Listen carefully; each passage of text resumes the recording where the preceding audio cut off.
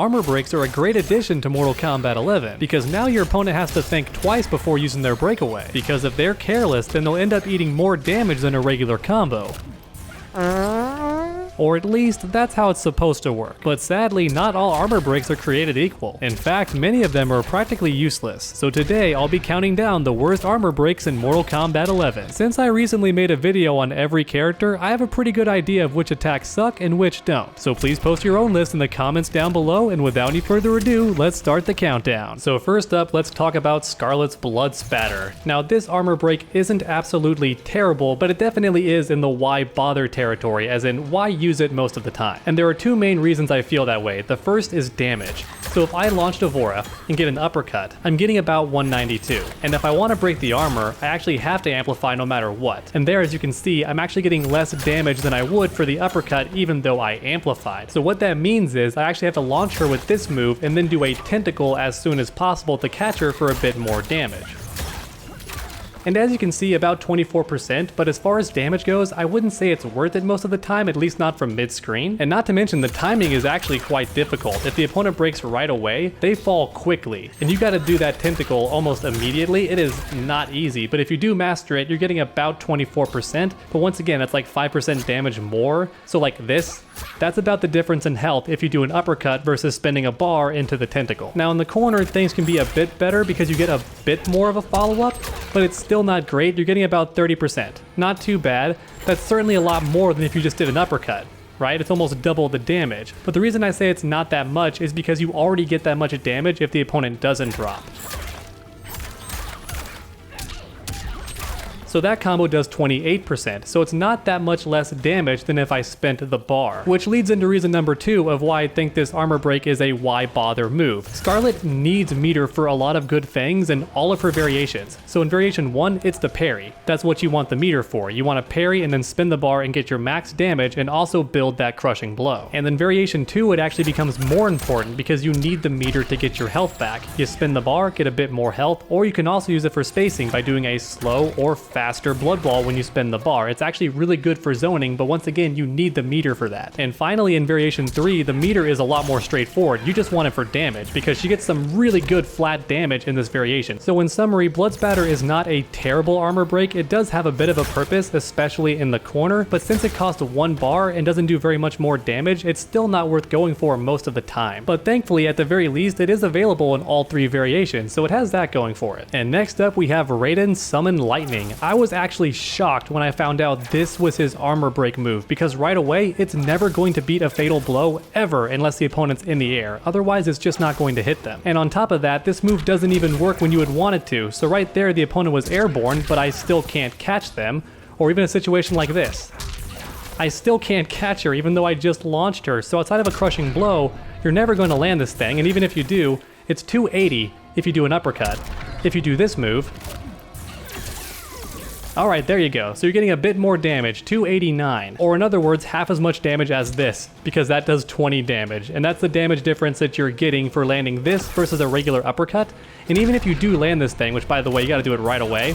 Even if you do land it, look how far away they are. You almost never want the opponent that far away in variation 2 because you don't have the teleport. So it's not good to use this move even in that situation. You're still better off doing the uppercut, because at least then they're really close. They're still right around here, and that's perfect. You can do stuff like this, you can get charged, you can land your back 1-2 and go for the throw mix-up, all that good stuff. It's much better to uppercut than to do Summon Lightning. However, there is one good thing about this move. If you spin the bar, you're getting some pretty chunky damage. So once again, the uppercut.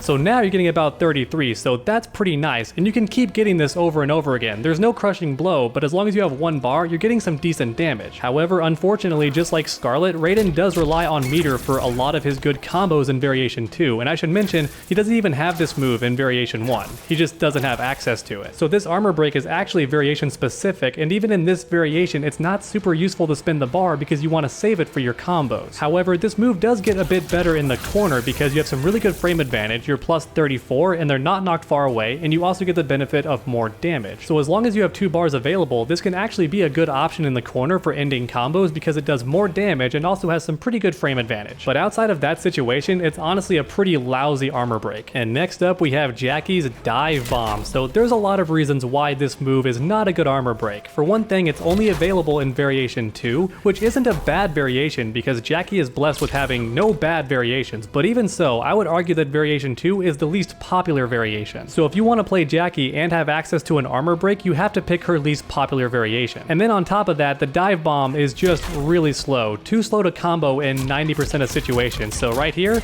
the opponent loves to break there, and if you want to stop them, it's absolutely impossible. Now you could catch them after a jumping kick, that's possible, and as you can see, it relaunches every single time you break armor, so that's pretty sick. But once again, it's a pretty slow move and you have to jump, so it's very tough to actually find situations where it combos. In fact, it's also very tough to land after an uppercut due to this game's short hop mechanic. Now it is possible, you can make it happen, but keep in mind the opponent could still avoid it by just delaying their breakaway, and then you wouldn't be able to get them, or they can just let it rock because the second they see you jump, they shouldn't even go for a breakaway because the most they get is this, and it's not very damaging and it knocks them really far away, which is actually not good for Jackie, especially in this variation. If I'm being honest, the only decent thing about this armor break is that it could technically beat a fatal blow and then relaunch them, but once again, you're almost always better off just blocking the fatal blow and going for a full combo punish. So not only is this armor break available in just one variation, but it's also very tough to do mid combo, and it's also not very good for beating fatal blow. So once again, why would you bother using it? And now we're down to the final 3 worst armor breaks in the game. And if I'm being honest, it's a toss up between all 3 of these because they're bad for different reasons. So first up, let's talk about RoboCop. So he has the OCP charge. So for starters, it's only available in one variation. So if you want his armor break, you have to play variation 3. And then just like Jackie, it can only be done while in the air. And this one is a bit trickier because it's a back forward motion, so it's actually tougher to do. So I'm gonna try and do it.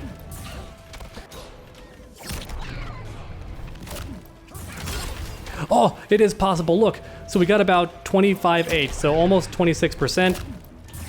The uppercut does 28, so unless you get the crushing blow, there's no point to even do it, and you can't actually amplify this move. So once you've used up that crushing blow, there's actually no reason to even do this armor break anymore, so that's one more reason why it's the top 3 worst.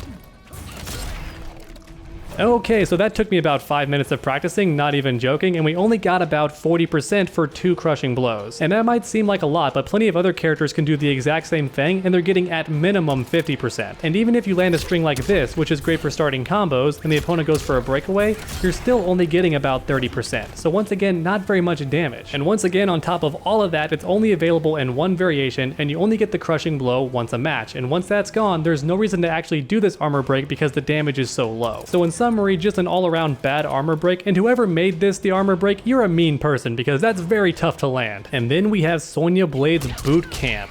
So I think the only reason NetherRealm made this the armor break is because they wanted us to use it more, but the thing is, it's not worth it as an armor break because of the damage. So an uppercut, as you can see, does almost 28%.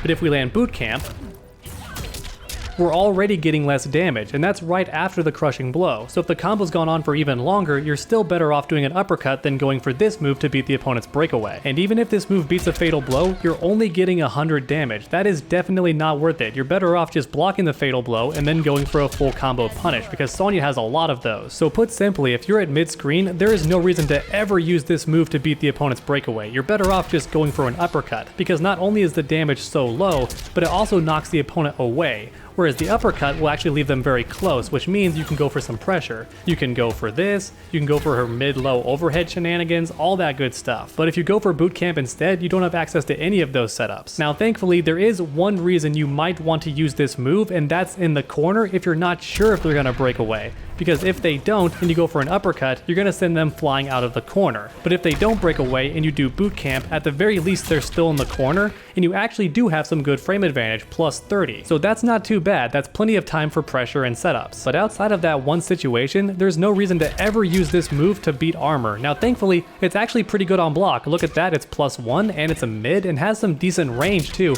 and it also jumps over low attacks a little bit too.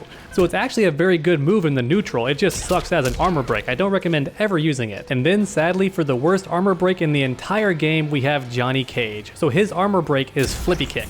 Now believe me when I tell you this armor break is pretty much useless. So for starters, by itself, not very much damage. Only about 24%, as we already saw an uppercut there would have done 28%. So if we spin the bar, what kind of damage are we getting? Look at that. We are getting less than 1% more than an uppercut. Definitely not worth the meter 99% of the time. And unfortunately, the bad news does not stop there. So just like Sonya and a bunch of other characters, look at that, they're super far away. Now in Variation 3, that could be okay, I suppose, but I don't think you even have this move in Variation 3. But the bad news just keeps on coming. So on top of all of that, it also has terrible frame advantage. Look at this. Only plus 11 on hit. That's pretty much nothing. It's not worth doing it even in the corner. And then perhaps worst of all, on top of all of that, the second hit actually doesn't have the armor break ability. So I think what that means is that theoretically the opponent could wait for the first hit and then break away a bit later, and they would actually be able to punish you. Okay, so thankfully it doesn't seem punishable, but the point is if you break away immediately, you can still actually negate the point of them even doing an armor break because he won't have the frame advantage. I'm pretty sure we're actually neutral there. Maybe he's like plus 5 at the most, but he's certainly not plus 11 like he normally would be because the second hit doesn't even break armor. So after all that information, you can probably understand why I think this armor break is the worst one in the entire game. Because unfortunately, at the end of the day, there's no reason to ever go for it. But please let me know which armor breaks you think are the worst in the comment section down below. And then while you're down there, please leave a like if you enjoyed the video. It really does help my channel out a ton. And finally, why not keep that combo going by subscribing and ringing that bell? That way you never miss a future video. Make sure to come back next time, and as always, stay underdogs.